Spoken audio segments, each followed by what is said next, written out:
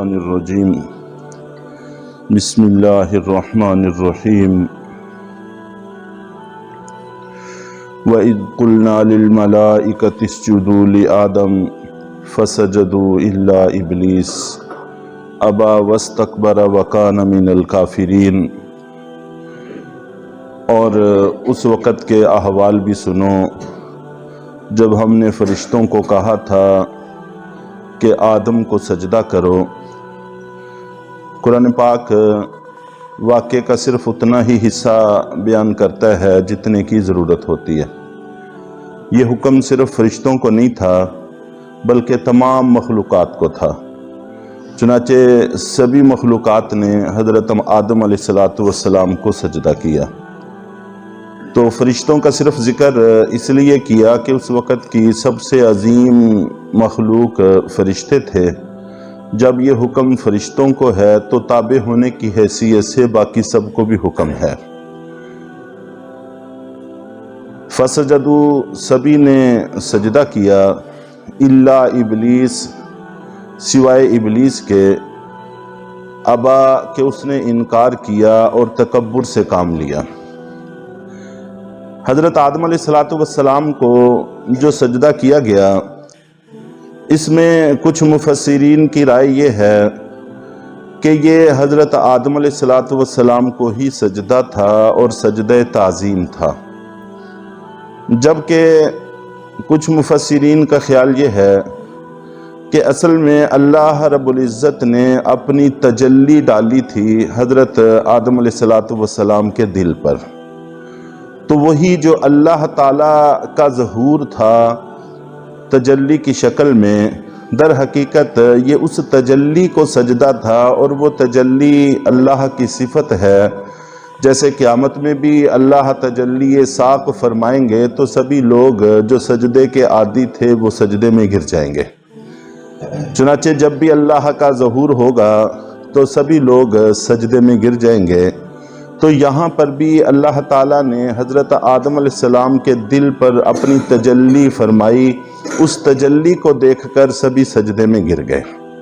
تو در حقیقت یہ سجدہ بھی اللہ تعالیٰ کو ہی تھا، اور اس چیز کی ضرورت اس لیے پیش آئی کہ جو دوسرے مذاہب ہیں وہ بسا اوقات یہ اعتراض سامنے رکھتے ہیں کہ ہم میں اور تم میں کیا فرق ہوا؟ ہم بتوں کو سجدہ کرتے ہیں، ہم پتھروں سے بنے ہوئے ایک تصویر کو سجدہ کرتے ہیں، تم پتھروں کی بنی ہوئی دیواروں کو سجدہ کرتے ہو۔ حجت الاسلام حضرت مولانا قاسم نانوتوی رحمۃ اللہ علیہ، ان کے ساتھ ہندوؤں کا مناظرہ تھا۔ چنانچہ ہندو نے یہی اعتراض کیا کہ ہم میں اور تم میں کیا فرق ہے؟ تم ہمیں مشرک کہتے ہو اور خود کو توحید پرست کہتے ہو، حالانکہ ہم پتھر سے بنے ہوئے ایک بت کو سجدہ کرتے ہیں اور آپ لوگ پتھروں سے بنی ہوئی دیواروں کو سجدہ کرتے ہیں۔ حضرت مولانا قاسم نانوتوی رحمۃ اللہ علیہ نے اس کے جواب میں ارشاد فرمایا کہ ہم میں اور تم میں بڑا فرق ہے۔ تم اس مورتی کو سجدہ کرتے ہو، ہم اللہ کی اس تجلی کو سجدہ کرتے ہیں جو کعبہ پر پڑتی ہے۔ چنانچہ اس کی دلیل یہ ہے کہ اگر خدا نخواستہ کعبہ کی دیواریں ہٹا بھی دی جائیں، کعبہ وہاں سے بالکل ختم بھی کر دیا جائے، تب بھی مسلمان اسی طرف کو رخ کر کے نماز پڑھیں گے، اور تمہارے بت کو اگر اس کی جگہ سے اٹھا دیا جائے تو تمہارا رخ بدل جاتا ہے، تم اس جگہ کی طرف رخ کر کے عبادت نہیں کرتے، بلکہ اگر اس جگہ کو چھوڑ کر کسی اور طرف کعبہ بنا دیا جائے ویسا یا اس سے بھی بہتر، تب بھی مسلمان اس کی طرف رخ کر کے نماز پڑھنے کو تیار نہیں ہوں گے، بلکہ اسی جگہ کی طرف رخ کریں گے جہاں پر اب کعبہ بنا ہوا ہے۔ چنانچہ ابرہہ نے اس کی کوشش کر کے بھی دیکھ لیا ہے، تاریخ میں یہ چیز موجود ہے، اور سورۃ الفیل کی تشریح میں وضاحت میں یہ بات آ بھی گئی ہے۔ تو ہم جو کعبہ کی طرف رخ کر کے نماز پڑھتے ہیں تو اس پر اللہ کی پڑھنے والی تجلی کو سجدہ کرتے ہیں، کعبہ کی دیواروں کو سجدہ نہیں کرتے۔ تو یہی بات حضرت آدم علیہ السلام کے حوالہ سے بھی کچھ مفسرین کا خیال ہے۔ تو بہرحال سجدہ دو قسم کا ہوتا ہے، ایک سجدہ عبادت ہے اور ایک سجدہ تعظیم ہے۔ سجدہ عبادت تو کسی دور میں بھی اللہ کے علاوہ کسی کے لیے جائز نہیں رہا، حرام ہے، کفر ہے، شرک ہے، تو اس کی تو کوئی گنجائش نہیں ہے۔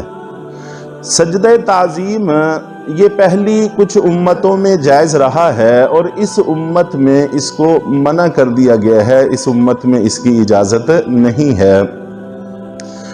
چنانچہ نماز میں ہم جو افعال ادا کرتے ہیں وہ 4 ہیں: کھڑے ہونا، قیام، نمبر 2 بیٹھنا، تشہد میں ہم بیٹھتے ہیں، قاعدے میں بیٹھتے ہیں، جلسے میں بیٹھتے ہیں، اور نمبر 3 رکوع، اور نمبر 4 سجدہ۔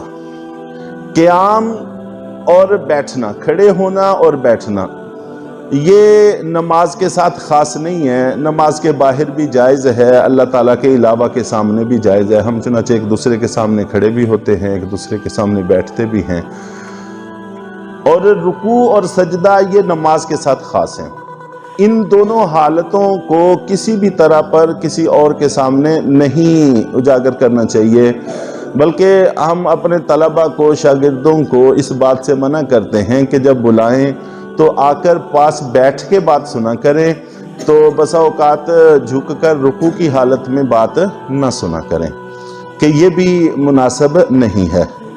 تو اس لیے رکوع اور سجدے کی حالت کسی جگہ پر بھی نہیں جائز، اس لیے چاہے وہ عبادت کی غرض سے ہو وہ تو کفر اور شرک ہے، اور اگر تعظیم کی غرض سے ہے تو گناہ وہ بھی ہے اور ناجائز وہ بھی ہے، اگرچہ کفر اور شرک نہیں ہے۔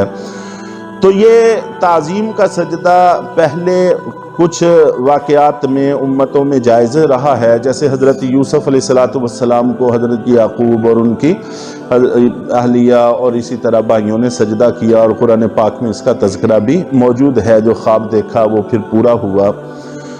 اور اسی طرح حضرت آدم علیہ السلام کو سجدہ کروایا۔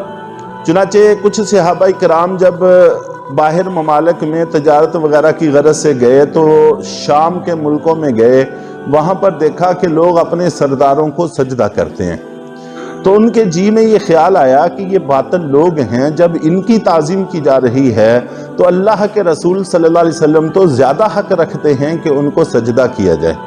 چنانچہ آ کر اپنی اس خواہش کا اظہار نبی پاک صلی اللہ علیہ وسلم کے سامنے کیا، تو آپ نے ارشاد فرمایا کہ اگر تم کبھی میری قبر پر سے گزرو کیا میری قبر کو بھی سجدہ کرو گے؟ تو صحابہ کرام نے عرض کیا کہ اللہ کے رسول نہیں۔ تو پھر آپ نے ارشاد فرمایا کہ جیسے اس وقت سجدہ نہیں کرو گے تو اب بھی سجدہ نہیں کرو گے، اور اگر میں سجدے کا حکم دینے والا ہوتا تو میں بیوی کو حکم دیتا کہ جب اس کا شوہر گھر آیا کرے تو وہ اپنے شوہر کو سجدہ کیا کرے، کہ شوہر کا بیوی پر بہت بڑا حق ہے۔ تو لیکن چونکہ میں جب وہاں پر اجازت نہیں دیتا تو پھر کسی بھی اور جگہ پر اس کی اجازت نہیں دیتا۔ تو اس حدیث سے، اور یہ حدیث تقریباً 20 صحابہ کرام سے منقول ہے، اور یہ اصول ہے حدیث کا کہ جس حدیث کو 10 صحابہ کرام بھی نقل کر دیں تو اس حدیث کی حیثیت قرآن پاک کے برابر ہو جاتی ہے۔ جیسے قرآن پاک سے ثابت ہونے والا حکم قطعی ہے، اس میں کوئی گنجائش نہیں ہے، تو وہ حدیث مبارکہ جس کو 10 صحابہ نقل کر دیں اس میں بھی کسی طرح کی کوئی گنجائش باقی نہیں رہتی، اور جبکہ اس حدیث کو تو 10 جمع 10 20 صحابہ کرام نے نقل کیا ہے، تو اس لیے اس سے یہ بات طے پا گئی کہ تعظیم کا سجدہ اس امت میں جائز نہیں ہے۔ اور یہ بات میں پہلے بارہا عرض کرتا رہتا ہوں کہ اس امت میں بہت ساری ایسی چیزیں ہیں جو پہلی امتوں میں جائز تھیں، اس امت میں منع کر دی گئیں، اس لیے کہ اس میں نبوت کا دروازہ بند ہو گیا ہے۔ اب قیامت تک نبی اور نہیں آئے گا، اس لیے حرام چیزوں سے تو منع کر ہی دیا، اور وہ چیزیں جو حرام کی طرف لے جانے والی ہیں ان سے بھی منع کر دیا تاکہ احتیاط رہے اور امت گمراہ نہ ہو۔ تو انہی میں سے ایک یہ سجدہ تعظیم ہے کہ آنے والے وقت میں یہ سجدہ عبادت میں تبدیل ہو سکتا تھا، اس لیے اس امت میں اس سے بھی منع کر دیا گیا۔ اللہ تعالی ہم سب کو عمل کی توفیق عطا فرمائے۔ الحمدللہ رب العالمین۔